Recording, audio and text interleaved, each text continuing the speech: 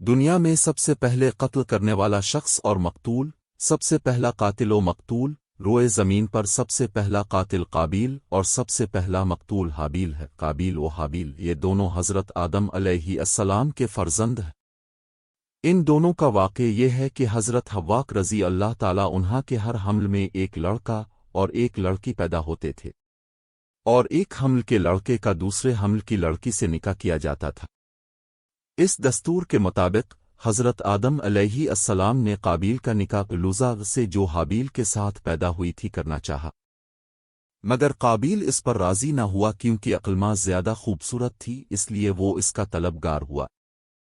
حضرت آدم علیہ السلام نے اس کو سمجھایا کہ عقلماں تیرے ساتھ پیدا ہوئی ہے، اس لیے وہ تیری بہن ہے، اس کے ساتھ تیرا نکاح نہیں ہو سکتا، مگر قابیل اپنی ضد پر اڑا رہا۔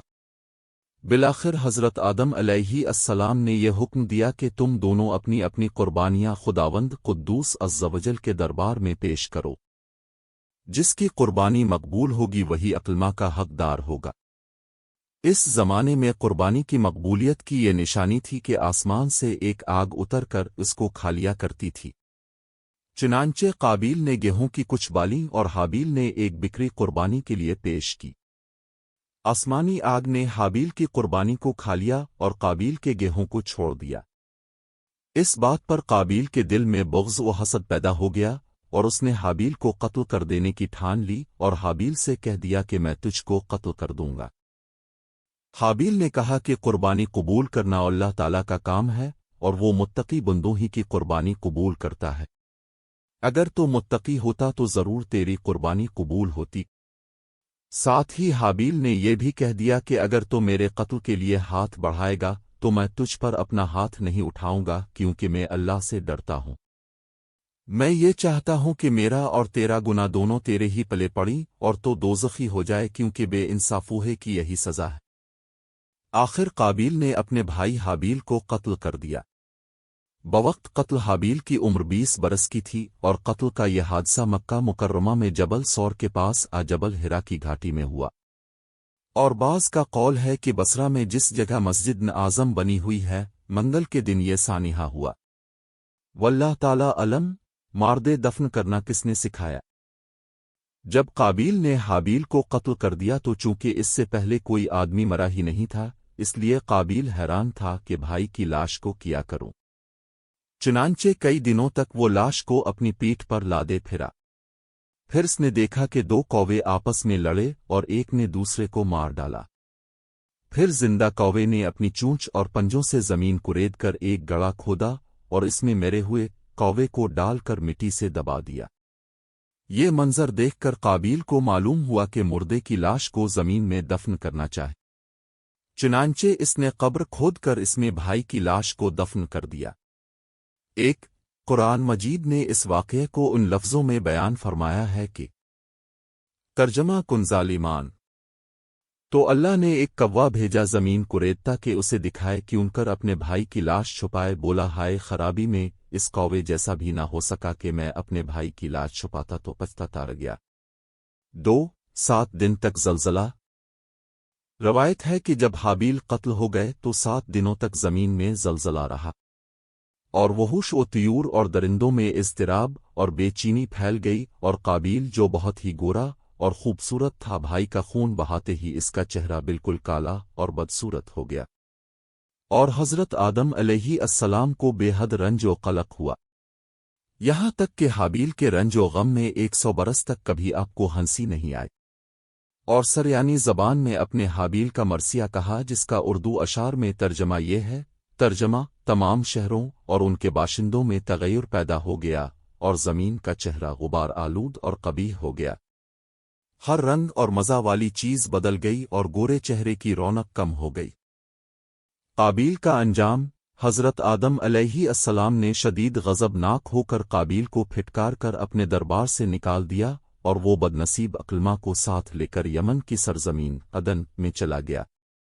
وہاں ابلیس اس کے پاس آ کر کہنے لگا کہ حابیل کی قربانی کو آگ نے اس لیے کھا لیا کہ وہ آگ کی پوجا کیا کرتا تھا، لہٰذا تو بھی ایک آگ کا مندر بنا کر آگ کی پرستش کیا کر۔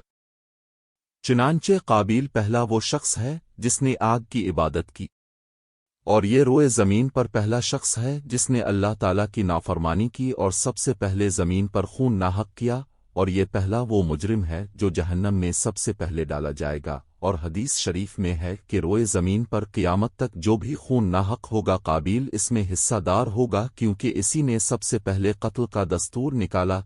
और काबिल का अंजाम यह हुआ कि इसके एक लड़के ने जो कि अंधा था उसको एक पत्थर मार कर कत्ल कर दिया, और ये बदबख्त नबी ज़्यादा होने के बावजूद आग की परस्तिश करते हुए कुफ्र और शिर्क की हालत में अपने लड़के के हाथ से मारा गया। 3 कत्ल के 5 बरस बाद क्या हुआ? हाबील के कत्ल हो जाने के 5 बरस बाद हज़रत शीस अलैहिस्सलाम पैदा हुए, जबकि हज़रत आदम अलैहिस्सलाम की उम्र शरीफ 130 बरस की हो चुकी थी। अपने अपने इस होनहार फर्जंद का नाम शीस रखा। ये सरयानी ज़बान का लफ्ज़ है और अरबी में इसके मानी इब अल्लाह यानी अल्लाह का अतिया है। हज़रत आदम अलैहिस्सलाम ने 50 सहीफ़े जो अब पर नाजिल हुए थे इन सब की हज़रत शीस अलैहिस्सलाम को तालीम दी और उनको अपना वसी व खलीफा और सज्जादा नशीन बनाया, और उनकी नस्ल में खैर व बरकत होने की दुआएं मांगे। हमारे हुजूर खातिमुल नबिय्यीन सल्लल्लाहु अलैहि वसल्लम उन्हीं हज़रत शीस अलैहिस्सलाम की औलाद में से हैं। 4 कुरान पाक में इस वाक़या का जिक्र। इस वाक़या को कुरान करीम में अल्लाह ताला ने इस तरह बयान फरमाया है कि तर्जमा कुन ज़ालिमान, और उन्हें पढ़कर सुनाओ आदम के 2 बेटों की सच्ची खबर, जब दोनों ने एक नियाज पेश की तो एक की कबूल हुई और दूसरे की नाकबूल हुई। बोला किस्म है मैं तुझे कत्ल कर दूंगा। कहा अल्लाह इसी से कबूल करता है जिसे डर है, बेशक अगर तो अपना हाथ मुझ पर बढ़ाएगा कि मुझे कत्ल करे तो मैं अपना हाथ तुझ पर ना बढ़ाऊंगा कि तुझे कत्ल करूं। मैं अल्लाह से डरता हूं जो मालिक सारे जहान का। मैं तो ये चाहता हूं कि मेरा और तेरा गुनाह दोनों तेरे ही पल्ला पड़े तो दोज़खी हो जाए, और बेइंसाफ़ी की यही सज़ा है। तो उसके नफस ने इसे भाई के कत्ल का चाव दिलाया तो उसे कत्ल कर दिया तो रह गया नुकसान में। 5 दर्स हिदायत। इस वाक़या से हमें चंद बातें सीखने को मिलती हैं। 1 ये दुनिया में सबसे पहला जो कत्ल और खून नाहक हुआ वो एक औरत के मामला में हुआ, लिहाजा किसी औरत के फितना इश्क में मुब्तला होने से खुदा की पनाह मांगनी चाहे। 2 काबिल ने जज्बा हसद में गिरफ्तार होकर अपने भाई को कत्ल कर दिया। इससे मालूम हुआ कि हसद इंसान की कितनी बुरी और ख़तरनाक क़ल्बी बीमारी है। इसीलिए कुरान मजीद में 6 या फरमाकर हुक्म दिया गया कि हासिद के हसद से खुदा की पनाह मांगते रहो।